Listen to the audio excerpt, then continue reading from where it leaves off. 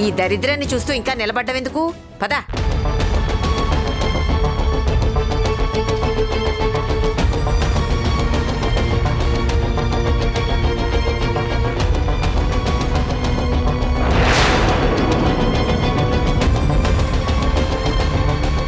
చూసావుగా, వేళాపాళా లేకుండా అమ్మగారు రోడ్ల మీద ఎలా తిరుగుతున్నారో. ఇంట్లోంచి పంపించేశాం కదా, ఇక అడిగేవాళ్ళు చెప్పేవాళ్ళు ఉండరు కాబట్టి ఆడింది ఆట పాడింది పాట అయిపోయింది. బామ్మగారు, ఒకవేళ లత గనుక చనిపోకపోయి ఉంటే ఈ పాటికి నేనే తప్పు చేయలేదని ఆధారాలతో సహా నిరూపించుండేదాన్ని. మన ఇంట్లో కోడలిగా అడుగు పెట్టేదాన్ని. అప్పుడు మీకు ఇలా మాట్లాడే అవకాశమే ఉండేది కాదు. నేను నిర్దోషినని నిరూపించుకునే ఆధారాలని పట్టుకుని వస్తుండగా పాపం లతని చంపేశారు. చేతి వరకు వచ్చిన అవకాశం చేజారిపోయింది. అదేంటి, లత ఆత్మహత్య చేసుకుందని న్యూస్లో చెప్పారు కదా, మరి హత్య చేశారని చెప్తావేంటి? అవునత్తయ్య, లతది ఆత్మహత్య కాదు, హత్యే. అయ్యో పాపం. లతని చంపిన హంతకులెవరో తెలుసుకోవడానికి ప్రస్తుతం నేను రిపోర్టర్ హోదాలో ఎంక్వైరీ చేస్తున్నాను. అందుకే ఇప్పుడిక్కడున్నాను అత్తయ్య. లత చనిపోవడానికి కొన్ని గంటల ముందు 2 వ్యక్తులు ఫోన్ చేసి తనకి కొన్ని సాక్ష్యాలు ఇస్తామని చెప్పారు. వాళ్ళెవరో తెలుసుకుంటే లతని చంపిన హంతకులెవరో తెలుస్తుంది. దాంతో ఆటోమేటిక్గా నన్ను నందుని విడగొట్టడానికి కుట్ర చేసిన వాళ్ళెవరో కూడా తెలిసిపోతుంది. అందుకే నేను ఇంతలా ప్రయత్నిస్తున్నాను. దరిద్రుడు కారు ముట్టుకుంటే రిక్షా అయిందని ఆ రోజు నా మనవడి కేసుని ఎంక్వైరీ చేసే క్రమంలో నీకు ఇంట్లోంచి వెళ్ళిపోయే పరిస్థితి వచ్చింది. ఇప్పుడు ఈ ఎంక్వైరీలో ఏం జరుగుతుందో, ఆ లతని పొట్టని పెట్టుకున్నట్టు ఇంకెంతమందిని పొట్టని పెట్టుకుంటావో. అత్తయ్య, మీరుండండి. ఎందుకు ప్రతిదానికి ఇలా అపశకునం మాట్లాడతారు? ఇందులో అపశకునం ఏముంది? ఉన్న విషయమే కదా నేను మాట్లాడింది. ఏంటి ఉన్న విషయం? ఆ దేవుడు ఎలా రాసిపెట్టుంటే అలా జరుగుతుంది. ఎవరి ప్రయత్నం వాళ్ళని చేసుకొనివ్వండి. దానికి విపరీతార్థాలు తీసుకుని మాట్లాడడం ఎందుకు? వెళ్దాం పదండి.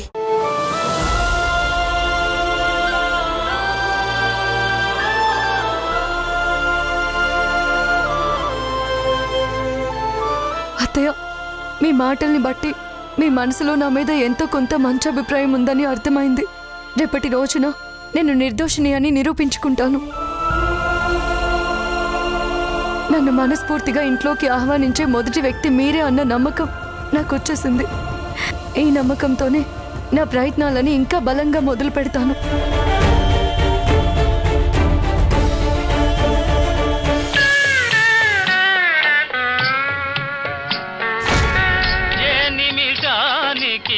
ఏమి జరుగునో ఎవరు హించెదరు,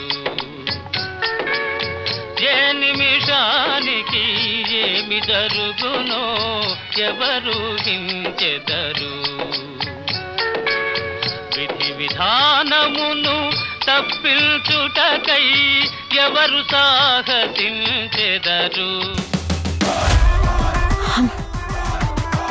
ఏంటి మేడం, గులాబ్ జామ్ తింటుంటే గుండు సూది అడ్డుపడ్డట్టు ఎందుకు మేడం నా పాటకి ఫీల్కి అడ్డుపడ్డారు?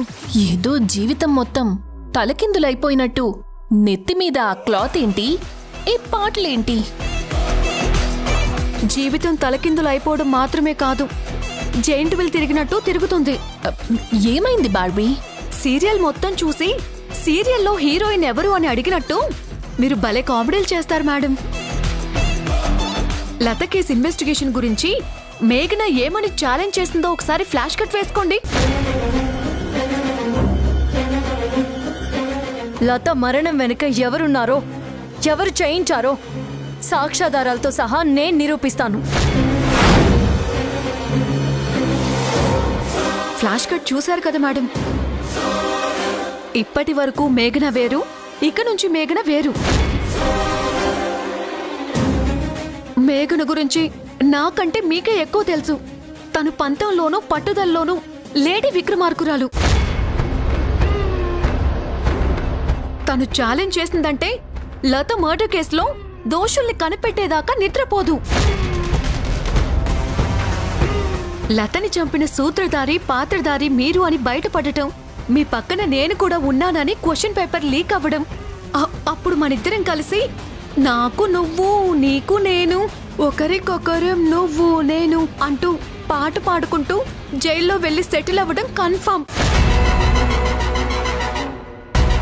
ఈ విషయంలో దరిద్రం ఏంటంటే మేడం, ఈ కేసు ఇన్వెస్టిగేషన్ న్యూస్ ని మన న్యూస్ ఛానల్లోనే టెలికాస్ట్ చేస్తానని మీరు మాట ఇవ్వడం, దీన్నే కొన్ని ఏరియాల్లో మనల్ని చంపమని మనమే కత్తి కొనివ్వడం అంటారు.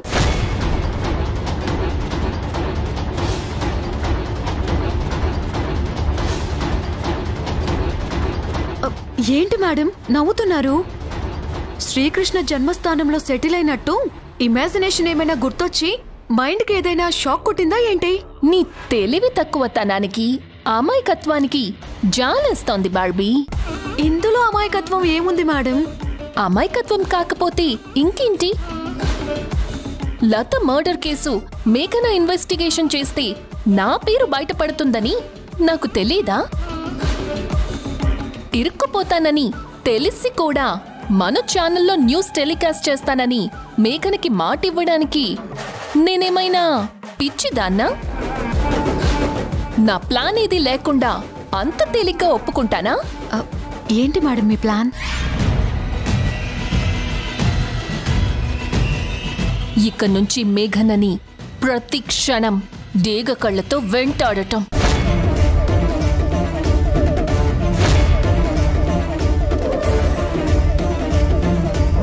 తను ఎవరిని కలుస్తుంది, ఎవరితో మాట్లాడుతోంది అని ప్రతి క్షణం పసిగట్టడం.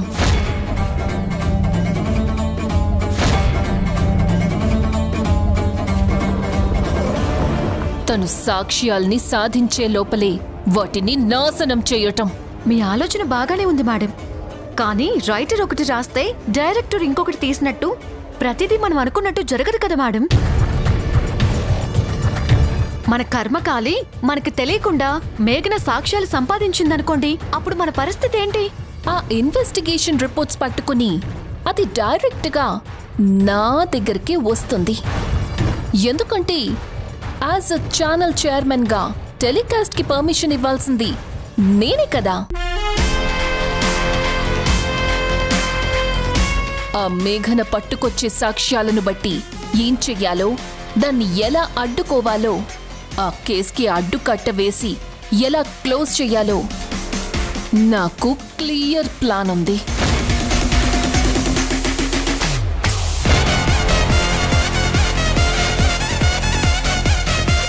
ఆ టైం వచ్చినప్పుడు నా ప్లాన్ ఏంటో చూపిస్తాను.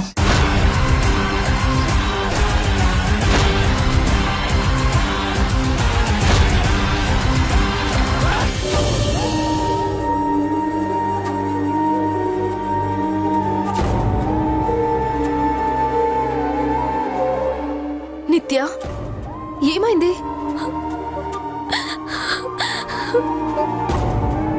నందు సార్ మాటలకి పాపం నిత్య అమ్మి చాలా బాధపడి ఉండదు.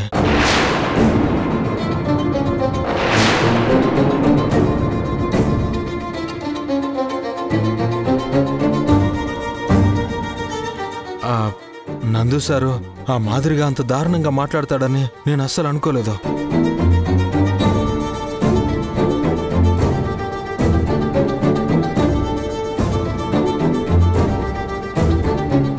చిన్న పిల్లని పట్టుకొని అంత బాధ కలిగించేలా మాట్లాడతాడా?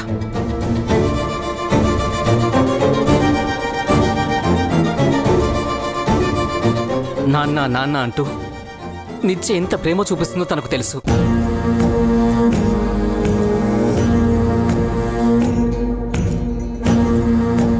తనని వదిలిపెట్టి నిత్య కాసేపు కూడా ఉండలేదు. తను చూడకపోతే మాట్లాడకపోతే దిగులుతో పిచ్చిదైపోతుంది. ఇవన్నీ తెలుసు కూడా పసుపుల ప్రేమని నాటకం డ్రామా అని అంటాడా?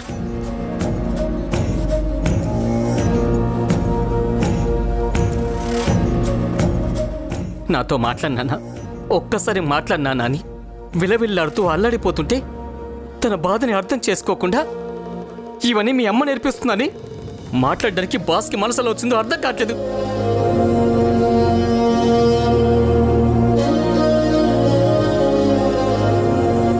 చెప్పుడు మాటలు విని దేవతలాంటి భార్యని దూరం చేసుకున్నాడని ఇప్పటికే బాస్ మీద చాలా కోపంగా ఉంది. ఆ కోపం ఇప్పుడు ఇంకా ఇంకా ఎక్కువ అవుతుంది. ఏడవకమ్మా, మీ నాన్న కాస్త కోపంలో ఉన్నాడు కదా, అందుకే నీతో మాట్లాడడం లేదు. కానీ చూస్తూ ఉండు, త్వరలోనే స్వయంగా మీ నాన్నే నీ దగ్గరకొచ్చి మాట్లాడతాడు, సరేనా? లేదా ఆంటీ, లేదు. స్పైడర్ మ్యాన్ నాతో ఇంకా మాట్లాడడు. ఈ రోజంతా కోపంగా నాతో ఎప్పుడూ మాట్లాడలేదు.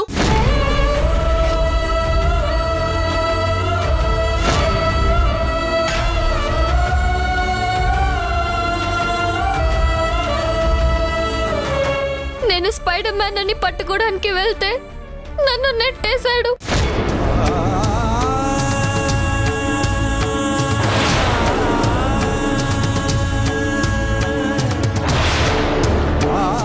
ఈ జన్మలో నా మొహం చూపించొద్దని, మాట్లాడడానికి రావద్దు అని చాలా సీరియస్ గా చెప్పాడు.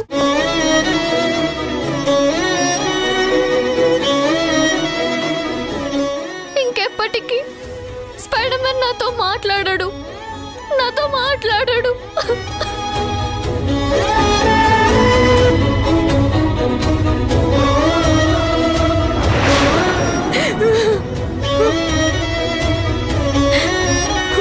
నిత్య,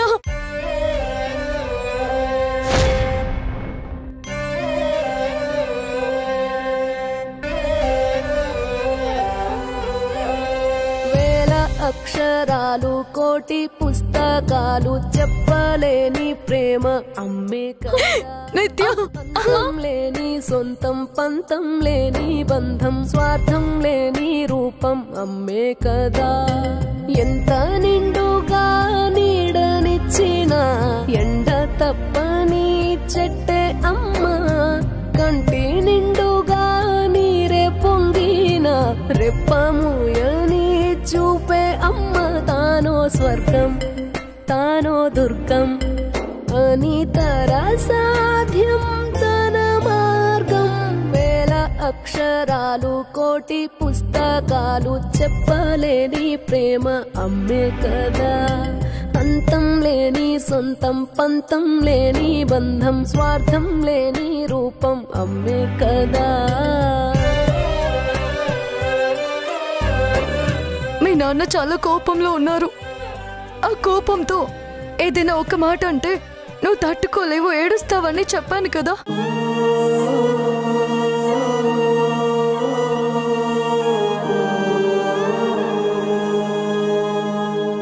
పరిస్థితులు సర్దుకుపోయేంత వరకు ఆయన దగ్గరికి వెళ్ళొద్దు, మాట్లాడొద్దు అని చెప్పాను కదా నిత్య.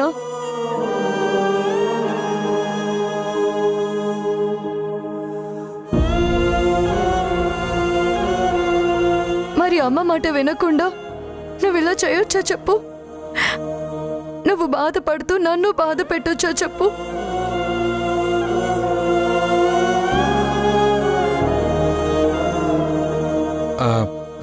నిత్య బాధను చూడలేక నేనే తీసుకుపోయినాను మేడం. నందు సార్తో మాట్లాడడం కోసం నిత్య రోడ్డు మీద ఎదురు చూస్తుందని తెలిస్తే సార్ తప్పకుండా నిత్యతో మాట్లాడతారని అనుకున్నాను. తప్పంతా నాదే, సారీ. ఇది తప్పొప్పుల సమస్య కాదు ఆకాష్, నిత్య ఆరోగ్య సమస్య.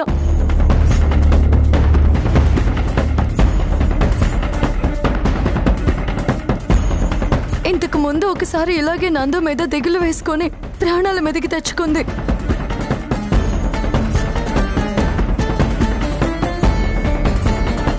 ట్రీట్మెంట్ చేయిస్తే దేవుడి దయ వల్ల కోలుకుంది.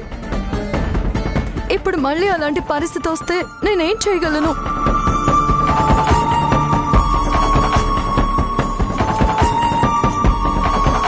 నాన్న నాన్న అంటూ మెంటల్ గా డిప్రెషన్ అయ్యి ప్రాణాల మీదకి తెచ్చుకుంటే అప్పుడేంటి పరిస్థితి?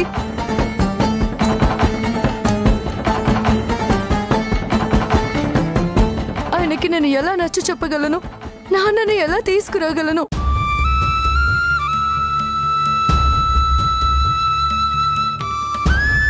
ఇవేవి ఆలోచించకుండా ఇలా చేయడం ఏంటి ఆకాష్?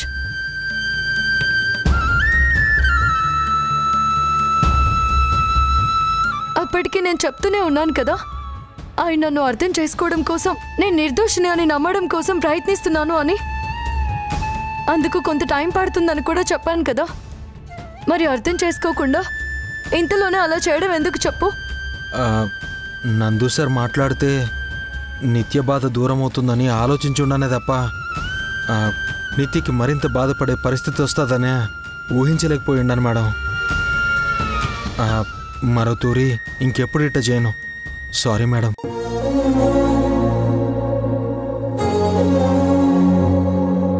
నిత్య, నువ్వేం బాధపడకమ్మా. త్వరలోనే మనం ఆ ఇంటికి వెళ్తాం. అప్పుడు మీ నాన్న నీతో మాట్లాడతారు. ప్రతి క్షణం నీతోనే ఉంటారు. నిన్ను సరదాగా ఆడిస్తారు. అప్పటి వరకు కాస్త ఓపిక పట్టమ్మా. ఇంకెప్పుడు ఇలా తన కోసం వెళ్ళుకో. ఈ అమ్మ బాధని అర్థం చేసుకో ప్లీజ్.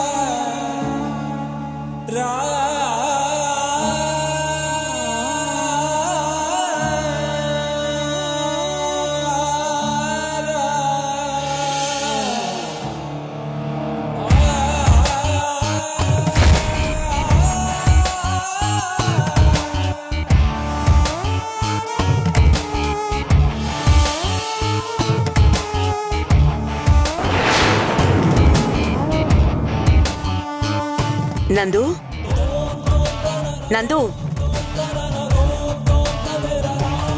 మజ్జిగ తాగు.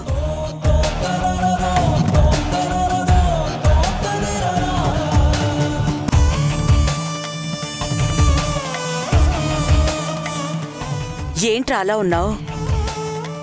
ఏం లేదులే అమ్మా, నాకెప్పుడు ఉండే తలనొప్పులే కదా, వదిలే. మళ్ళీ ఏమైందిరా? అమ్మా ఏం లేదని చెప్తున్నాను కదా, వదిలే. ఇది నాకు అలవాటైన బాధే. నువ్వు అనవసరంగా బాధపడుకో. వెళ్ళు, వెళ్ళి నిద్రపో. అలవాటైన బాధ అయినప్పుడు అదే పనిగా మనసులో పెట్టుకోకూడదురా. ఆ బాధని దూరం చేసుకునే సమర్థత కూడా మనకుండాలి.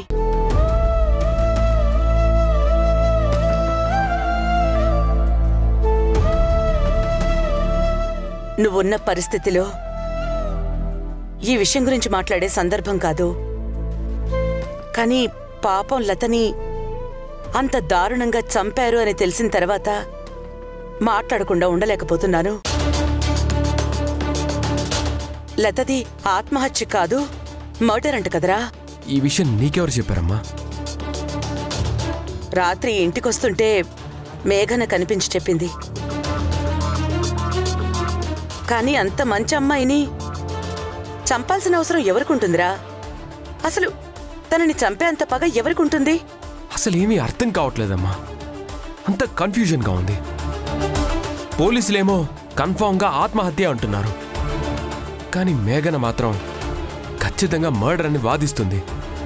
తన ఇన్వెస్టిగేషన్ చేసి నేరస్తుల పేర్లు బయట పెడుతుందంట. అయినా మేఘన ఏం చేస్తే మనకెందుకమ్మా? తన గురించి, తను చేసే పనుల గురించి ఆలోచించాల్సిన అవసరం, పట్టించుకోవాల్సిన అవసరం మనకి లేదు. అదేంట్రా అలా అంటున్నావు?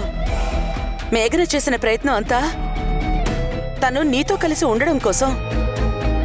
మనం అందరం కలిసిమెలిసి ఉండడం కోసమే కదరా. ఏంటమ్మా ఏమంటున్నావు? నువ్వు మేఘన విడిపోవడం వెనుక ఏదో కుట్ర జరిగిందని, ఆ కుట్రకి లత హత్యకి సంబంధం ఉందని, లతని చంపిన హంతకుణ్ణి పట్టుకుంటే తను ఏ తప్పు చేయలేదని నిరూపించుకునే అవకాశం దొరుకుతుందని మేఘన చెప్పిందిరా.